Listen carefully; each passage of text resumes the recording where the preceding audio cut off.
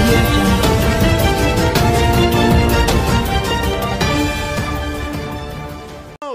ముఖ్యమంత్రి గారు ఏమంటారు, రూపాయికి బియ్యం ఇచ్చేస్తానంటారు. నేను చాలా మందిని అడిగాను, రూపాయి బియ్యం తినే బియ్యమా మీరు ఇచ్చేదని అడుగుదాం అనుకున్నా.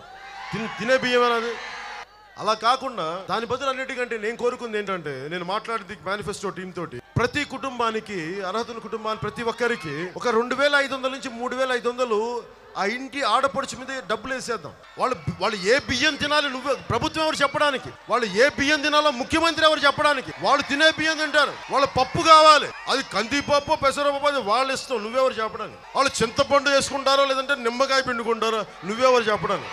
సో దాని బదులు ఏంటంటే, ఎంత డబ్బు అనేది ప్రస్తుతానికి నా దగ్గర అంచనా ప్రకారం 2500 నుంచి 3500 వరకు ఆ మహిళకి అకౌంట్లు వేసేయాలి. సంసారాన్ని గుట్టుగా నడిపేది ఆడపడుచు, అమ్మా చెల్లి అక్క తప్ప నువ్వు నేను నడుపుతాం సంసారం.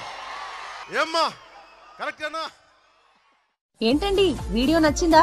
అయితే ఓ లైక్ వేసుకోండి, లేదంటే ఓ కామెంట్ చేయండి. ఎప్పటికప్పుడు మా వీడియోస్ చూడాలంటే సబ్స్క్రైబ్ చేసుకోండి.